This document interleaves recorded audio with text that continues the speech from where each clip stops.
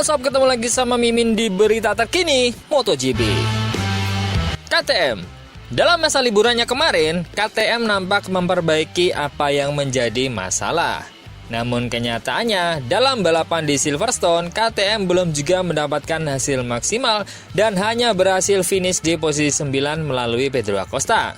Namun dari pihak KTM percaya, dia akan kembali memperoleh kejayaan seperti di awal musim. Kira-kira kenapa KTM bisa sepede itu? Kita bahas. Pendatang baru MotoGP Pedro Acosta menegaskan KTM akan kembali berada di depan di trek yang lebih cocok dengan RC16 setelah hanya menghasilkan posisi ke-9 di Grand Prix Inggris. Meskipun melewati garis finish dengan selisih lebih dari 16 detik dari pemenang lomba Enea Bastianini dari Ducati, Acosta mengklaim hasil di Silverstone itu adalah lebih baik dari yang kami harapkan karena kami tahu itu akan menjadi balapan yang sulit bagi KTM. Posisi 9 bukanlah yang kami inginkan, tetapi kami tahu bahwa itu adalah lintasan yang akan membuat kami sangat menderita. Pembalap gas-gas Tech 3 itu menjelaskan bahwa KTM perlu mengurangi sebagian kekuatan pengeremannya agar motornya bekerja dengan lebih baik di tikungan cepat dan karena itu lebih konsisten di seluruh rangkaian sirkuit.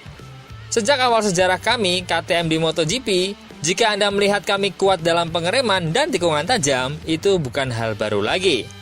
Musim ini, kami juga cukup cepat di trek jenis ini. Dan sekarang, kami tiba di rata-rata musim lalu, yaitu posisi ke-7 hingga posisi 9. Tapi saya masih fokus dan percaya bahwa kami akan mendapatkan hasil yang baik di trek pengereman keras seperti Austria, Misano, Aragon, Thailand, dan juga Jepang. Kami akan kembali berada di depan. Namun kami perlu memahami bahwa kami adalah 4 orang yang benar-benar memacu pengereman. Karena itulah titik terbaik kami. Dan kami mulai memfokuskan motor, aerodinamika, keseimbangan, semuanya pada tikungan seperti ini. Kami perlu memahami bahwa semua proyek difokuskan pada bagian ini. Karena di bagian itulah kita melaju cepat. Tapi masalahnya, di jalur cepat dan mengalir seperti ini, kita tidak bisa memanfaatkan atau memaksimalkan motornya. Karena itu bukan cara membuat garis V atau istilahnya sirkuit yang dengan karakter stop and go. Karakter dari sirkuit ini bukanlah karakter yang membutuhkan pengereman secara keras. Karena jika Anda mengerem keras di sini, Anda mengurangi kecepatan. Dan jika Anda mengurangi kecepatan, maka selesai sudah. Yang perlu kami lakukan adalah mencoba meningkatkan motor sedikit di tikungan jenis ini. Misalnya saat berbelok, jadi meskipun kami tidak begitu bagus di hari yang baik, tapi kami tidak terlalu buruk di hari yang buruk. Karena jika Anda ingin berjuang untuk kejuaraan, Anda tidak bisa menjadi yang terdepan di sirkuit yang cocok dan di posisi 10 di sirkuit yang tak cocok dengan karakter motor ini. Anda harus berada di posisi minimal 5 teratas setiap akhir pekan. Jika kami dapat berjuang untuk 10 kemenangan dan 10 posisi 5 teratas selama satu musim, kami akan berada dalam persaingan untuk kejuaraan. Untuk melakukan ini akan menjadi sebuah proses. Saya yakin akan hal itu dan saya yakin kami akan berhasil.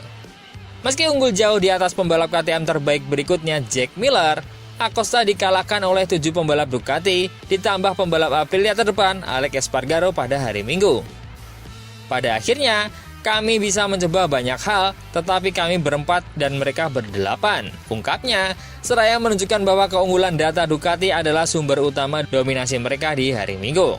Mereka punya banyak informasi. Kita lihat Yamaha hanya punya 2 motor, dan mereka kesulitan untuk itu. Tapi kami, KTM, hanya punya 4 motor, dan mereka Ducati punya 8. Jadi, mereka memiliki 2 atau 3 kali lipat sepeda dari beberapa merek di kejuaraan. Inilah keuntungan yang mereka miliki.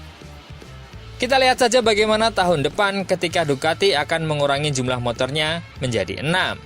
Karena saya yakin perbedaannya akan jauh lebih tipis. Karena mereka akan memulai kehilangan informasi. Acosta tiba di pertengahan musim debut MotoGP dengan menempati posisi ke-6 dalam klasemen kejuaraan dunia. 8 poin di belakang Maverick Vinales dan 8 poin di depan calon rekan setim pabrikan KTM, Brad Binder. Kejutan lain dari gelaran MotoGP Silverstone adalah Ducati telah mengungkapkan pihaknya telah mencapai kesepakatan dengan VR46 untuk menggantikan Pramac sebagai skuad satelit utama mulai musim MotoGP 2025. Kesepakatan multi tahun dengan fase awal 2 musim diumumkan pada malam menjelang Grand Prix Inggris pada hari Jumat. Pramac merupakan satu-satunya tim pabrikan Ducati yang didukung dalam beberapa musim terakhir. Tetapi pembelotannya ke Yamaha mendorong merek Borgo Panigale tersebut untuk memperkuat hubungannya dengan skuad Valentino Rossi. VR46 akan mendapatkan dukungan teknis dan olahraga maksimal dari Ducati tahun depan. Tapi tidak seperti Pramac yang mendapatkan 2 motor pabrikan sebagai bagian dari kontraknya. VR46 hanya akan menerima satu contoh GP25. Ini berarti Ducati akan beralih dari memiliki 4 motor dengan spesifikasi terbaru menjadi hanya 3 tahun depan. Fabio Di Gia yang siap untuk mendapatkan kontrak langsung dengan Ducati untuk terus membalap untuk VR46 akan mendapatkan GP25 ketiga bersama pembalap lain seperti Pecco Bagnaia dan juga Marc Marquez. Sejak hari pertama, tim balap VR46 telah menunjukkan bahwa mereka tahu cara bekerja dalam harmoni yang sempurna dengan Ducati, dan dalam beberapa tahun terakhir, kami telah mencapai hasil yang luar biasa, kata Gigi Daliknya. Kami senang dapat lebih mempererat hubungan ini dengan memberikan dukungan penuh kepada tim mulai musim depan. Saya yakin bahwa bersama-sama kita dapat meraih hal-hal hebat. Saya berterima kasih kepada Valentino, Uccio, Pablo, serta semua orang yang bekerja dengan penuh semangat dan dedikasi dalam tim. Uccio Saluzzi, Direktur tim VR46 Racing Team, menambahkan,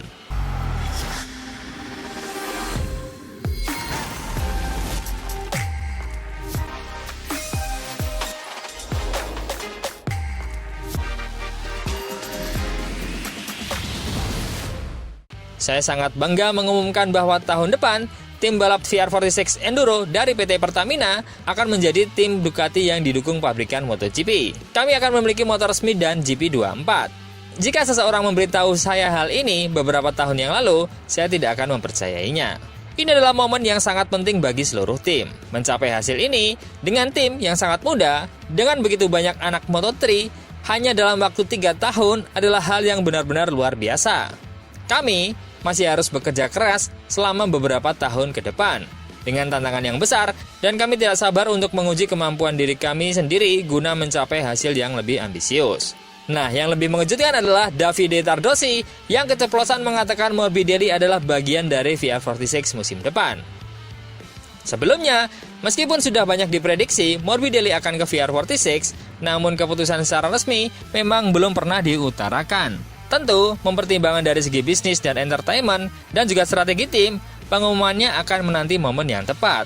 Namun dalam wawancaranya, bos Ducati MotoGP Davide Tardosi telah mengungkapkan bahwa Franco Morbidelli akan bergabung dengan Fabio Di Gia di tim VR46 tahun depan.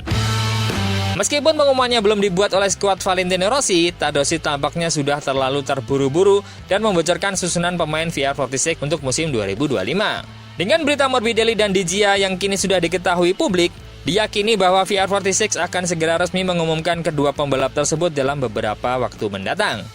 Di Gia sendiri telah meningkatkan performanya tahun ini dan mengungguli rekan setimnya, pemenang Grand Prix 3 kali Marco Bezzecchi, yang akan pindah ke tim pabrikan Aprilia tahun depan bersama pembalap Pramac saat ini, Jorge Martin. Sementara itu, Morbidelli dengan demikian akan menemukan perlindungan di VR46, meskipun dia harus puas dengan Desmo Sindisi yang saat itu berusia 1 tahun, atau seperti motornya saat ini yang dikendarai. So, akankah KTM benar-benar bisa melawan Ducati?